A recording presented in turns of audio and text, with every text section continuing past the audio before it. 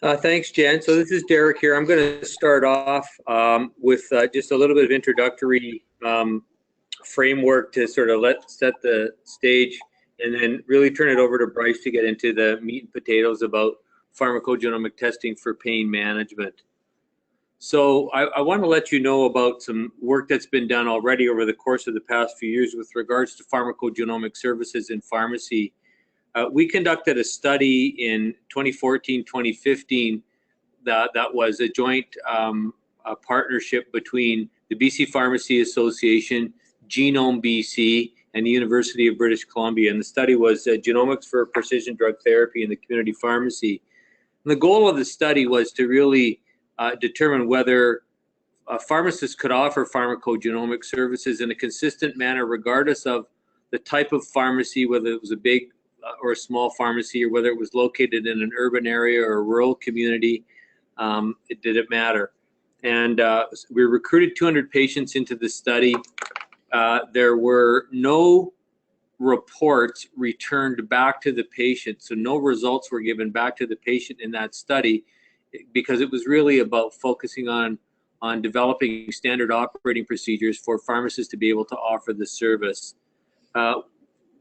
The summary of it really, and the bottom line, was that the patients received a consistent experience regardless of the pharmacy type or the pharmacy location. There was extremely high patient acceptance in post-study surveying from the patients for receiving this type of service from a pharmacist. And it was really the high acceptability allowed us to move forward with a phase 2 study, which we're just getting into now. So now we have another study ongoing now, which is called Pharmacogenomic Services in Community Pharmacy. We're recruiting 200 patients into this study as well. And the focus of this study is patients that are on mental health drugs. And we'll be looking in particular at a particular list of mental health drugs. But we will also be providing feedback and results to the patient and their pharmacist and the prescriber, if chosen by the patient, on other medications that the patient's taking, which will include pain medications, gastrointestinal medications, and cardiovascular medications. Although, as I said, the focus is on mental health in this particular study. And as I said, different from the first study, in this particular study, not only will we be sequencing patients' DNA, but we will be providing results with recommendations that might result in modifications to their particular drug therapy as a result of their genetic results from their sequencing. So the bottom line that I wanted to convey here is that this is up and running now. We have a very robust training program for pharmacists. Many pharmacists, or most pharmacists, will have received some pharmacogenomics training as part of their education. And we're ensuring that from a privacy and confidentiality perspective, that all pharmacists are appropriately trained to manage and consent patients for this type of service and provide them with results, and to interact with the patient's prescriber to make necessary modifications to the patient's drug regimen if deemed so by the results. From a broader perspective outside of the study, there are currently over 100 pharmacies across Canada offering this service.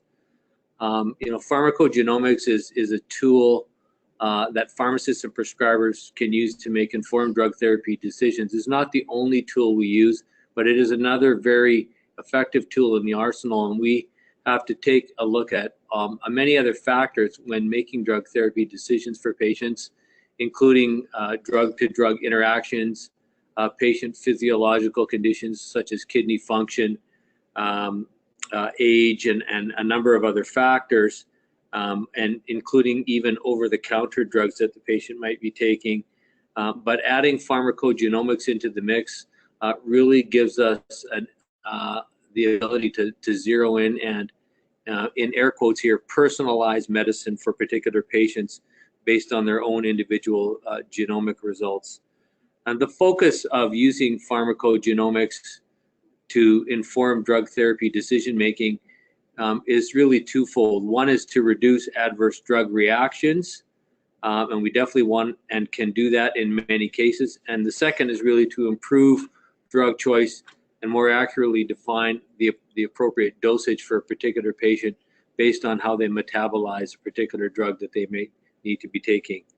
So that's really just a really broad overview of what's been happening in pharmacy. BC is probably the leading province in this. Most of the 100+ pharmacies that are offering the service are located in British Columbia, although there are a number in other provinces across the country.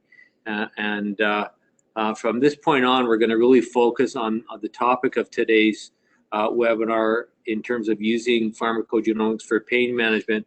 So with that, I'm going to now turn the rest of the presentation over to Bryce. Great, thanks, Derek, and thanks for setting the context kind of for our perspective on this issue anyway.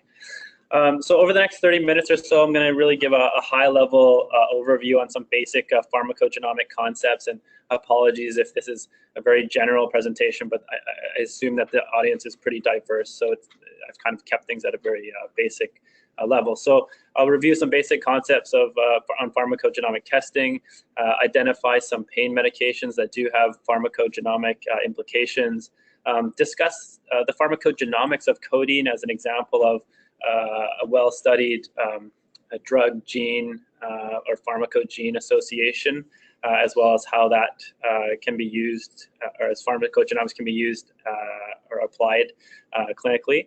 And then also just talk quickly about some of the Canadian pharmacogenomic testing options. So I probably don't need to go into much description with this audience that pain is a significant issue for many Canadians. 1 in 5 Canadians are affected by chronic pain. There's significant direct and indirect costs for managing chronic pain. It's associated with poor quality of life, similar to other chronic diseases.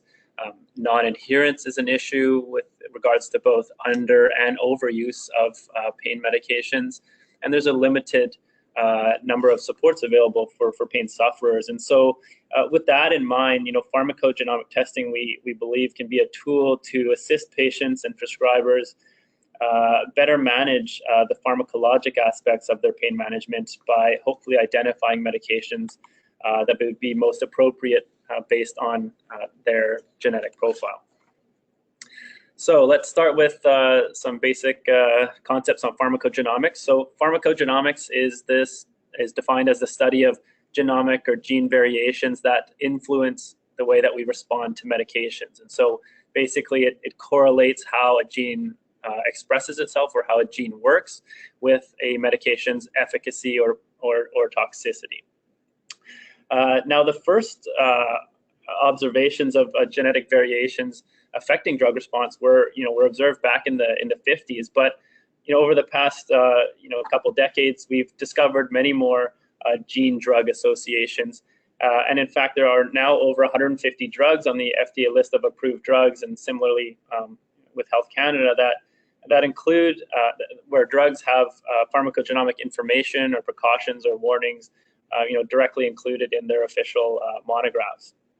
There are also a growing number of internationally recognized pharmacogenomic dosing guidelines, which are published from groups like the Canadian Pharmacogenomic Drug Safety Network, the Clinical Pharmacogenomic Implementation Consortium, as well as the Dutch Pharmacogenomic Working Group.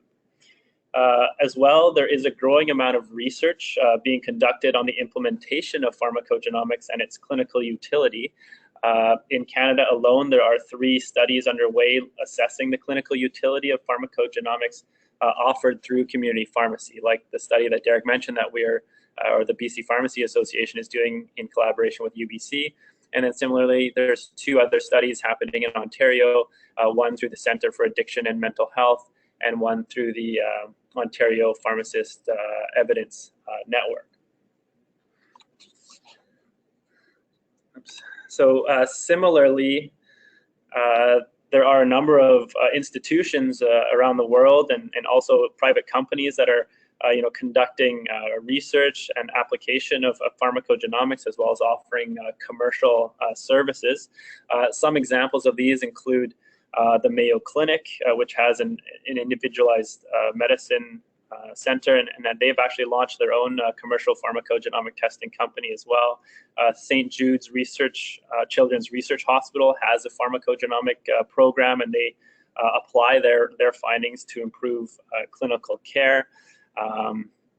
There is, the UK has their Pharmacogenetics and Stratified Medicines Network, and recently a pretty significant initiative was launched in Europe with the Ubiquitous Pharmacogenomics Consortium, which is looking to implement pharmacogenomics across Europe or make it widely available in Europe, as well as demonstrate its clinical utility through study. And even as far back as 2011, a hospital in Thailand instituted a genetic ID card to help minimize the risk of cutaneous adverse reactions like Stevens-Johnson syndrome and toxic epidermal necrolysis, which are associated with people of East Asian descent taking medications like carbamazepine or allopurinol. So there's definitely enough evidence to put this technology and science into action today, and it's an area that is predicted to continue to grow and become more mainstream as the technology gets better and cheaper. Now, some basic definitions around pharmacogenomics, or just, I guess, genetics in general, that'll help with this talk. So one is your genes, and these are the parts of your DNA that carry your hereditary information passed down from your parents. An allele is a variant form of a gene. Your genotype are your two alleles for a given gene, and these represent your genotype. Your phenotype is basically the outward expression or the function of your genotype. And a single nucleotide polymorphism, or a SNP, is basically a variation in a DNA sequence that is present in greater than 1% of the population. And these are one of the important concepts with regards to pharmacogenomic testing. So continuing with our review around genetics, here's a picture of the 23 pairs of human chromosomes, which collectively make up your whole human genome. And we carry 2 copies of each chromosome. And as a result, we have 2 copies of each gene, a paternal and a maternal copy.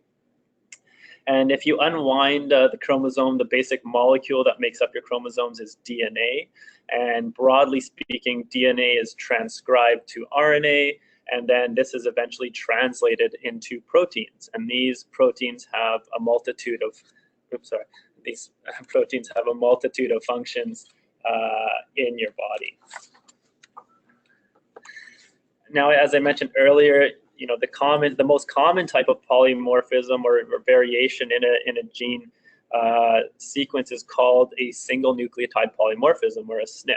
And these can occur in different areas of a gene.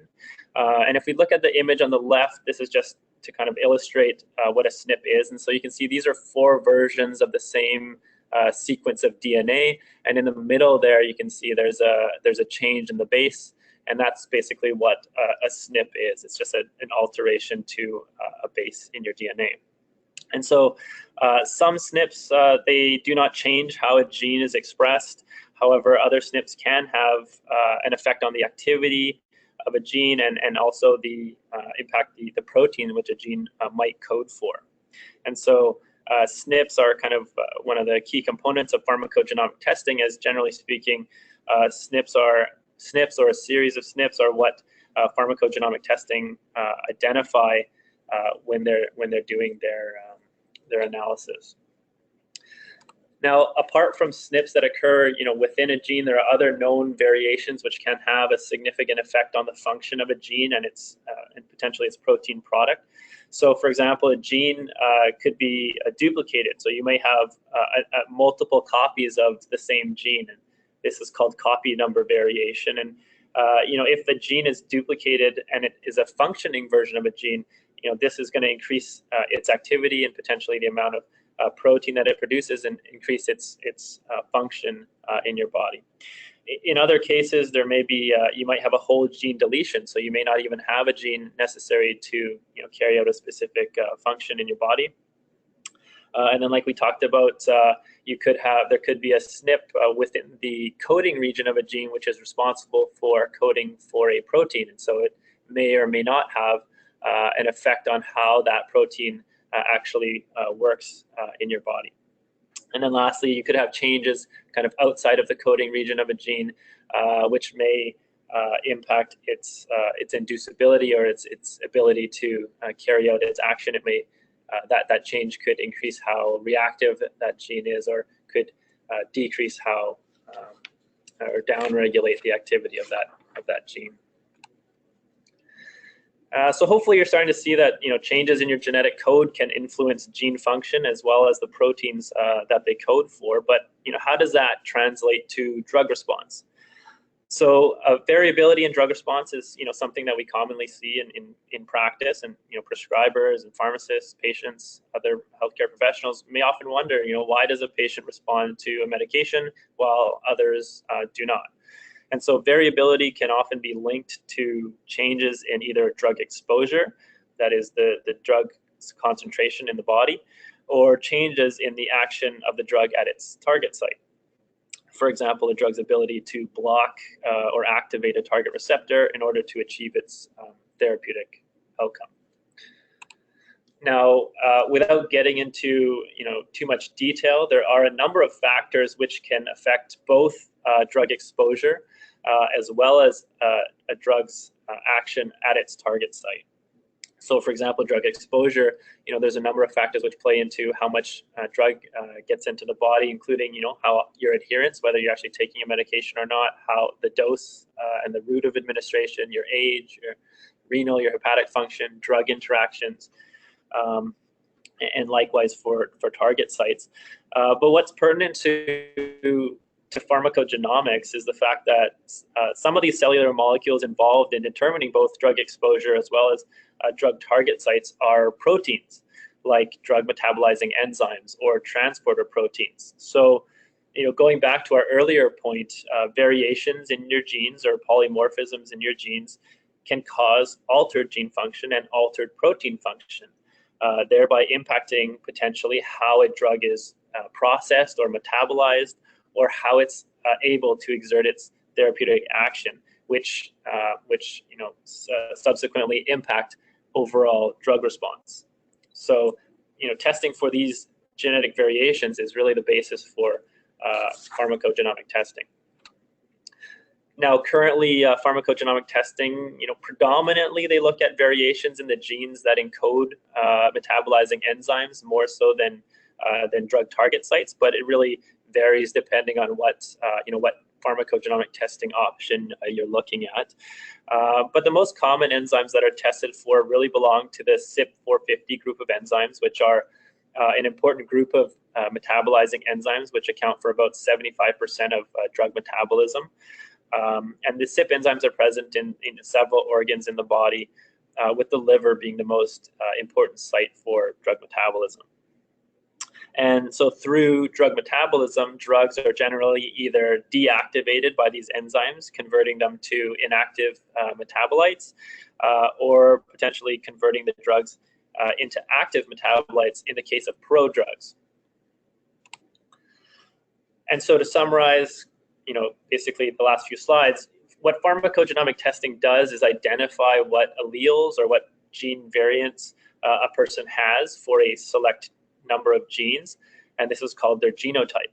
And so for genes that have a well-established pharmacogenomic association, a phenotype or a gene activity can be predicted, based on their genotype.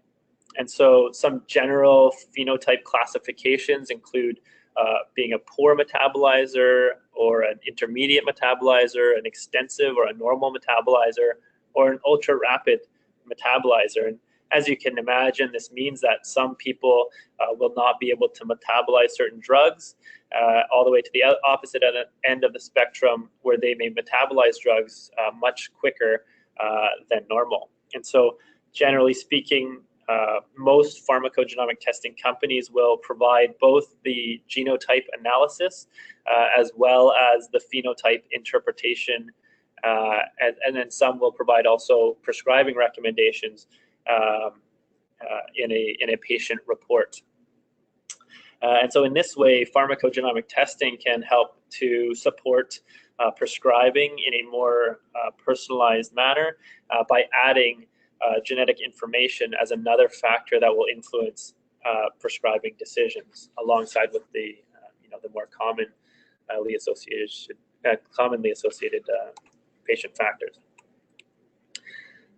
Now, in terms of evidence for pharmacogenomic drug gene associations, they come from a variety of sources, including in vitro studies, case reports, pharmacokinetic and genetic studies, some sub-studies of clinical trials, real-world drug therapeutic monitoring, as well as pharmacogenetic correlation studies.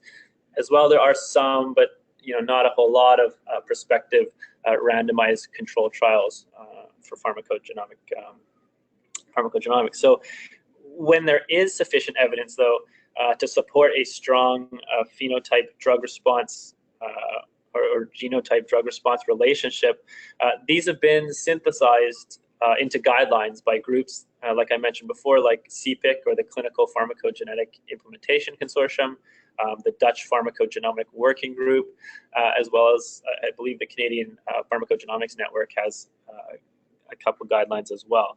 And these guidelines are generally available free online on these groups' respective websites, but they're also all annotated on the GKB website, which is the Pharmacogenomic Knowledge Base website, which is a group basically that curates all of the current evidence of genes and drugs with pharmacogenomic implications. And so it's a fantastic resource for people looking to learn a little bit more about this. And this group is run out of Stanford. Now, with regards to pain medications, this is a table of some pain medications, or some commonly prescribed pain medications with known gene-drug associations. And as you can see, just looking at this abbreviated table, pharmacogenomic testing can provide results and prescribing recommendations for a variety of drug classes, including opioids and NSAIDs, tricyclic antidepressants, as well as SNRIs or SSRIs. So pharmacogenomic testing can be useful for patients with a variety of pain conditions, as well as other comorbid conditions. And as you can see from this table, the different drugs, they are supported with varying levels of evidence and guidelines. So some have multiple guidelines, some may be supported with a single guideline, some may be supported with warnings that are included directly in their product monographs by both FDA and potentially, and also Health Canada.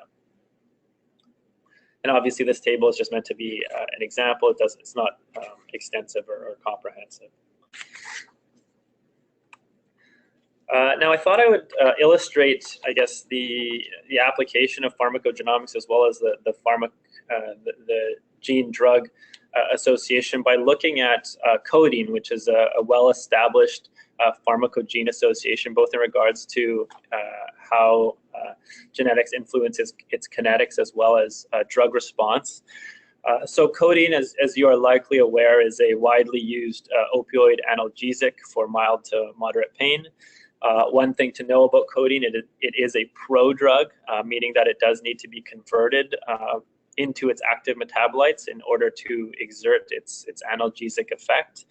And some common adverse reactions to codeine are drowsiness, dizziness, sedation, nausea, and some of the more serious adverse reactions are respiratory depression, circulatory depression, respiratory arrest, and cardiac arrest. And so this figure describes the metabolism of codeine. And so hopefully, as you can see, codeine is metabolism or demethylation into morphine occurs via the CYP2D6 pathway. And so that's a drug metabolizing enzyme. And although this is a minor pathway for codeine clearance, it is actually essential for its opioid or for its analgesic effect, as morphine is really what causes its analgesic effect, and morphine has a 200-fold stronger affinity for the mu-opioid receptor than codeine. And then you can hopefully also see that morphine is then further metabolized to morphine 3 glucuronide, as well as morphine 6 glucuronide, with the M6G also contributing to codeine's analgesic effect.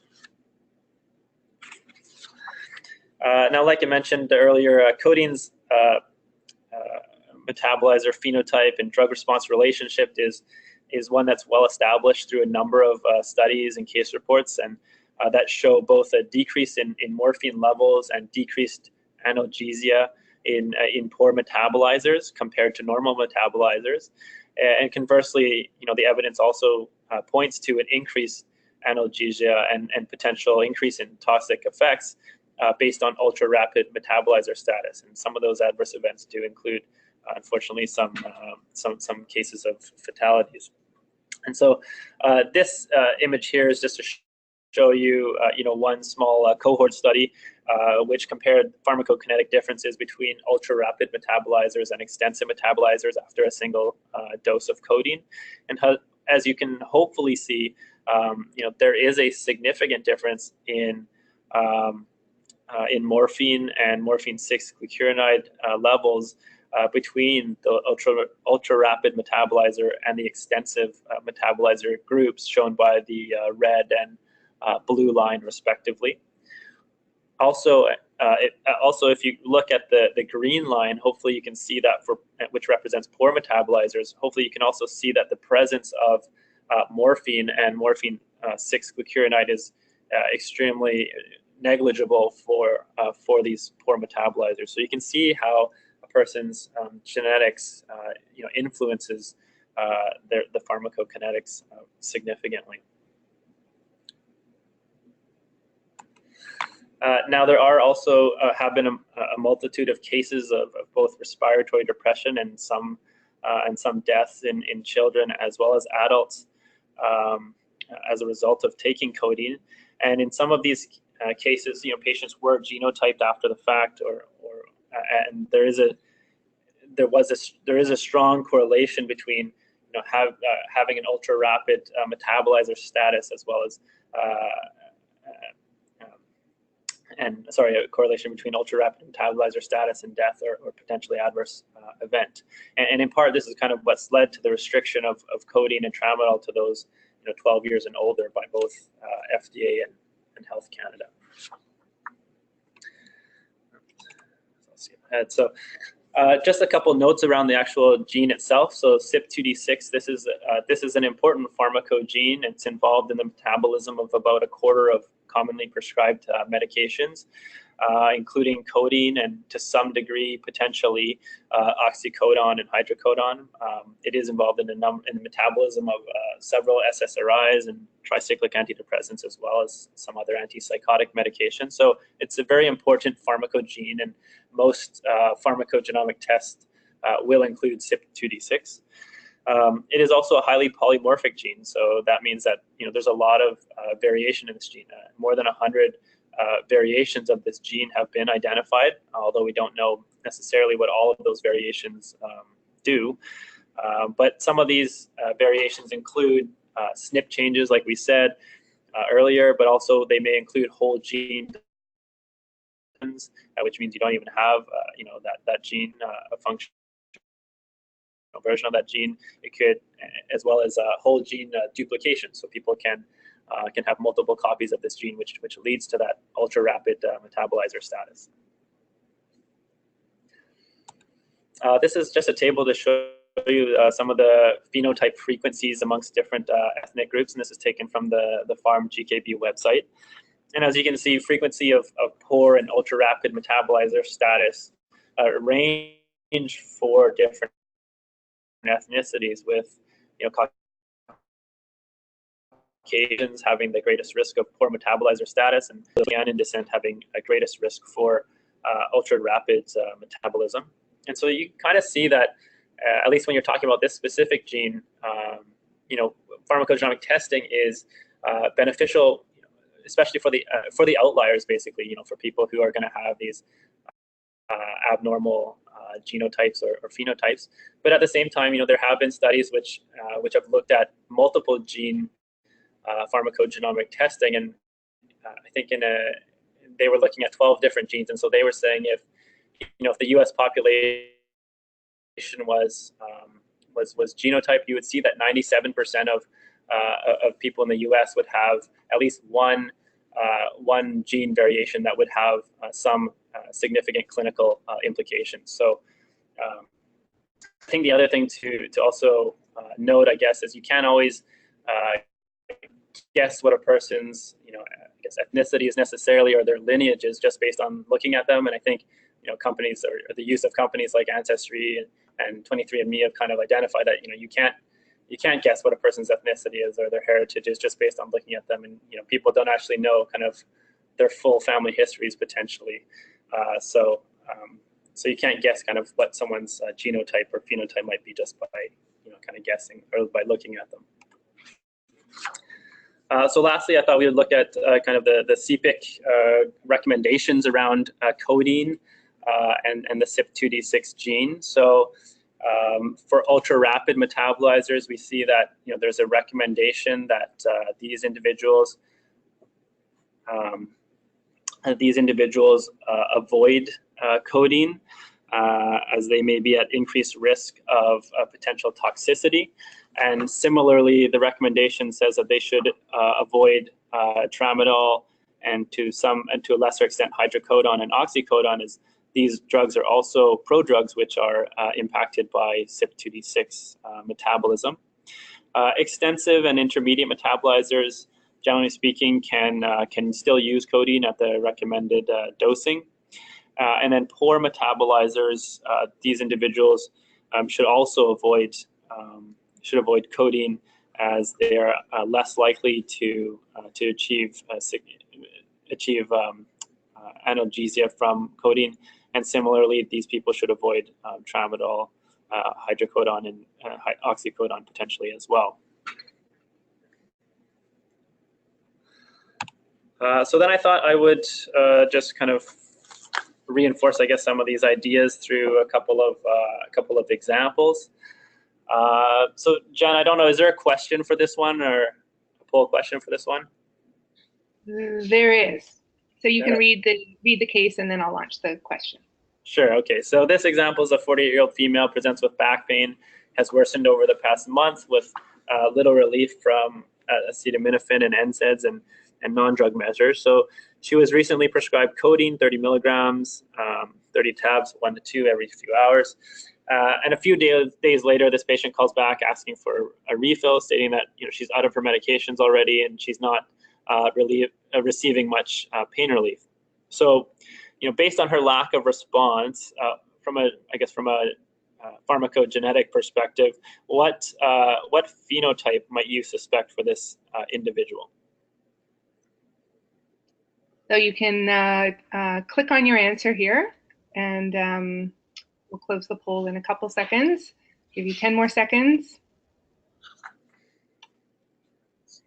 And then Bryce will reveal the answer. 5 more seconds. And I'm closing the poll. Bryce, do you want to comment? Sure, or can we see the poll results? Or yeah, can you see them? They should be up. Oh, okay, maybe you can't see them. But we've got ultra rapid metabolizer at 16%, normal metabolizer 5%. No one voted for intermediate metabolizer, and poor metabolizer at 79%. Yeah, so just from a pharmacogenomic perspective, let's say because she has not had a response to codeine, you would predict a poor metabolizer status potentially. I mean, you would suspect that. Okay, so I guess it didn't work very well, but okay, so say that this person gets a pharmacogenomic test then, and it confirms that yes, she is a poor metabolizer. What might be suitable alternatives to codeine? And so, Jen, do we have a poll question for this? So I've opened the poll. I'm not sure why you can't see it, Bryce, but I've opened the poll and people are voting, and we'll close it in just a second here. Give you 5 more seconds, and I'm going to close the poll now.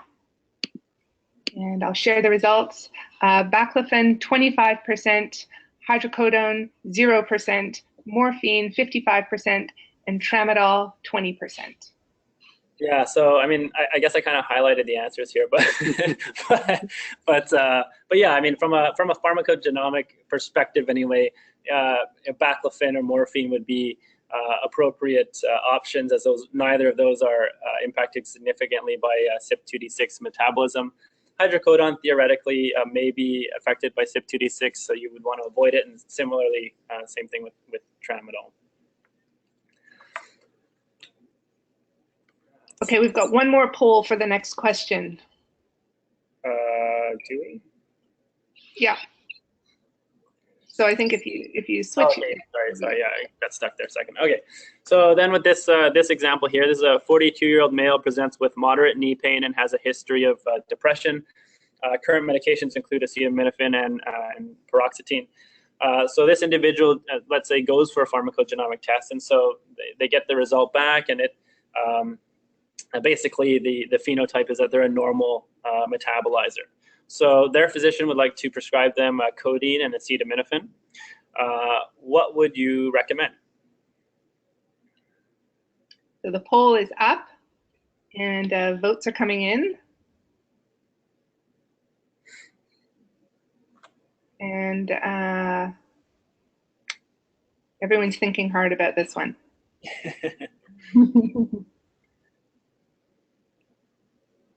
And I will give you 10 more seconds. If you haven't voted, cast your vote. And I will close the poll in 5 seconds. Closing the poll now, and I'll share the results. 0% chose switch to tramadol, 6% chose switch to morphine, 35% said switch to an NSAID, and 59% said use the codeine product with increased monitoring. Great.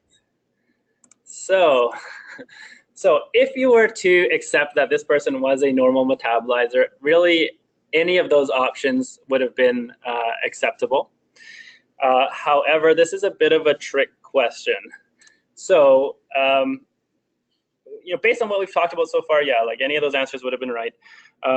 But you got to remember that pharmacogenomic results are only one piece of the picture, and there remain other factors you still need to consider when prescribing, and these include drug interactions, which may enhance or alter an individual's predicted phenotype, and this is called phenoconversion. And so in this case, paroxetine is a strong inhibitor of CYP2D6. So in actuality, this individual would actually be predicted to be a poor metabolizer, and which would obviously affect your prescribing considerations. And so, Jen, I don't know if we have a poll question for this one. If not, it's fine.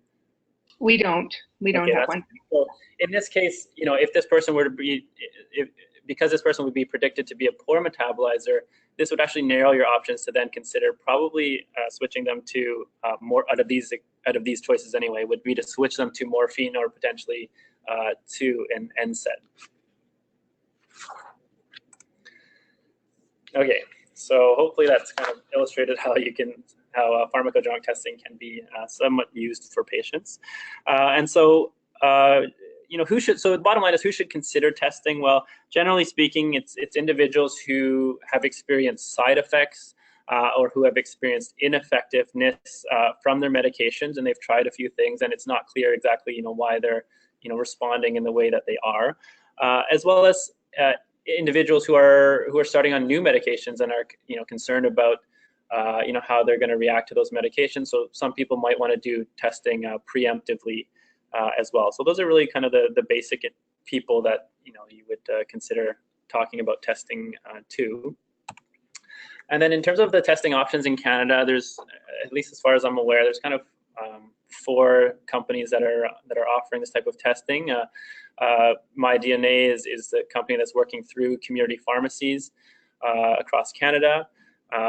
So the tests have to be purchased at the community pharmacy. Genexus is a company that is working with Life Labs, and so I believe they can be purchased directly through Life Labs.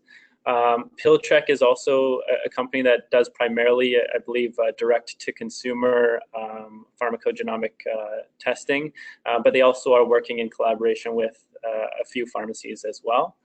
And then OneOme is the company that was launched by the Mayo Clinic, and as far as I know, they're only doing a pilot with one pharmacy in North Bay, Ontario.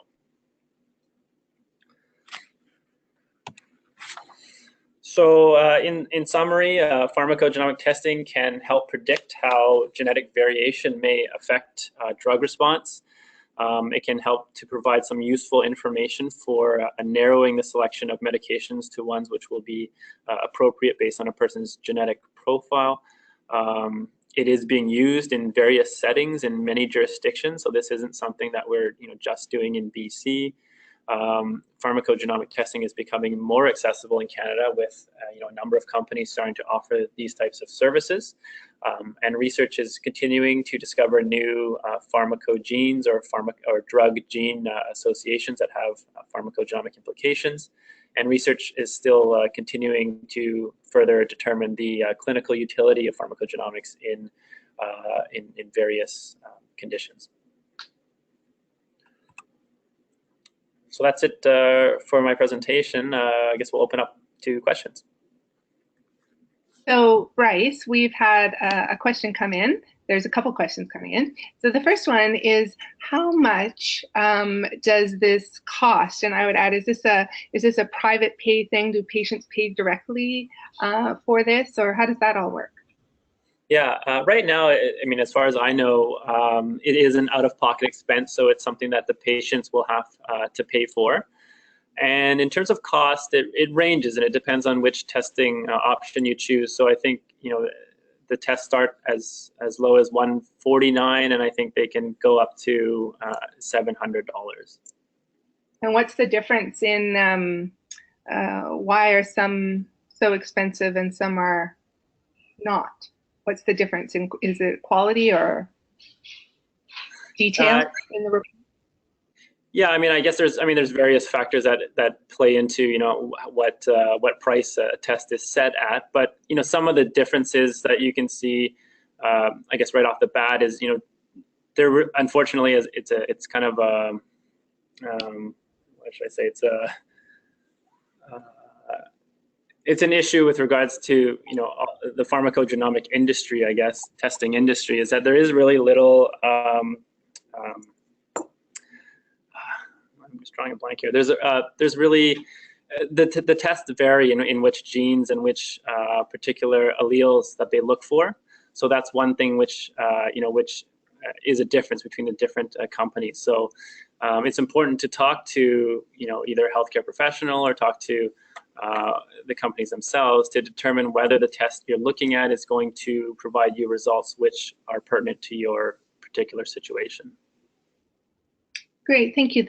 Thanks, Bryce. Okay, the next question is someone's wondering if they can order it through Life Labs on their standard requisition form.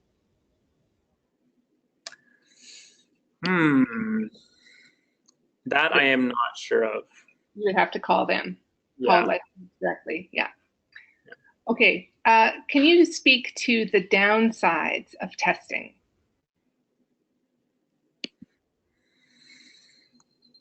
I'm not sure where that question's going, Jen, but let me offer this as a comment. I'm not sure if the person was trying to get at potential concern for incidental findings.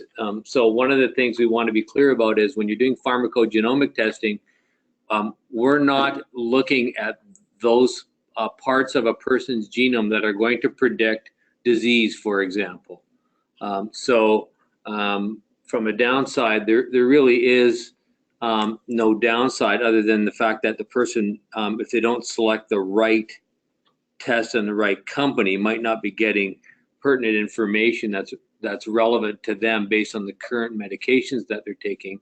But none of the pharmacogenomic tests that are out there are looking at other parts of a person's genome to predict whether or not they're going to get some form of cancer or Parkinson's disease or Alzheimer's or something later in life. The genes that predict those types of things are located in a different part of the person's genome, and the pharmacogenomic testing that's being done doesn't look there. Great. Thank you for clarifying and speaking to that, Derek. Okay, someone had a comment just to the cost question, so it might be useful to read that out. And they're suggesting, they said that they believe the cost is associated to the number of drugs that need to be reviewed. So one drug versus multiple drugs will increase the cost of the test. That's actually not correct. It's not correct. It doesn't have anything to do with the number of drugs. It has to do with the number of genes that are being looked at in the particular panel that's being run. Once you know the particular allele, you can associate it with any drug that already has a pharmacogene association with that drug. So we already know what the list of substrates are that are associated with each of the genes. So it's really more related to what are the genes that that particular test is looking at, and how many different alleles are they actually looking for each of those genes. Some of them go deeper than others. The question becomes, is that relevant for the patient or not? So Great. I guess what we're trying to say is, just because a test is more expensive, it's not necessarily better. So that kind of segues nicely into the next question, was how do you choose which test to get? And yeah, how do you choose? Are they all testing the same thing, or how do you know? Well, most of them are testing, there's a basic set of common genes that most of them are going to look at. And I think what you want to do is do your research before you decide which one you want. In terms of the ones that are more easily accessible, you can go and talk to a pharmacist in a pharmacy that's offering the testing, for example, and determine whether it's appropriate for you based on the medications that you're currently taking. So there's no point, well, I shouldn't say there's no point, but if the issue is to deal with an adverse drug reaction that's happening today because of a current medication, or to deal with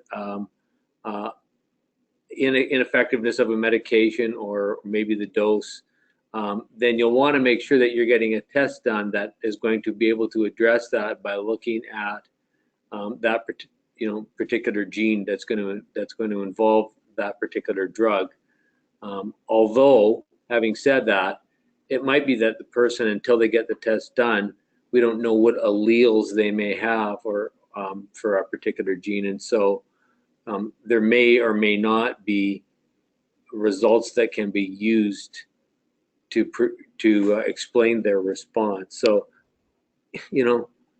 it's not the silver bullet in terms of, this isn't 100% predictability that you're going to get here. So you just have to kind of do a little bit of research and really look at drugs. Now, the other thing is, many of the tests will also provide you with information about drugs that you may not be taking today, but might have implications with regards to your own genomics for drugs that you might be taking in the future. So many of the reports that you'll get back will also go into that area. Thanks for that, Derek. Can I just go back to one issue with regards to the cost too, Jen, is that many private drug plans will cover the cost of this through health spending accounts. So if patients have health spending accounts as part of their extended health benefits coverage, usually through their employer, oftentimes they can claim the cost of this test through the health spending account, particularly if the test is ordered by a physician. Great. Thank you. Okay, we've got a few questions here. They're rolling in. So how effective is testing for antidepressants? I mean, it's a difficult question to answer. I mean, I guess maybe an easier way to answer this is, how applicable is testing to mental health medications? And so, this mental health medication is actually one of the most, or antidepressants are one of the most useful areas where pharmacogenomic testing can provide results on a number of different antidepressants that have strong pharmacogene associations. So it is one of the areas in which pharmacogenomic testing is quite helpful. That's why in our phase 2 study, we're focusing on mental health medications. And it's also an area where there's a tremendous amount of trial and error that goes on for patients, where they're trying a drug oftentimes for weeks or months before they actually determine that it's really inappropriate for them in terms of them not getting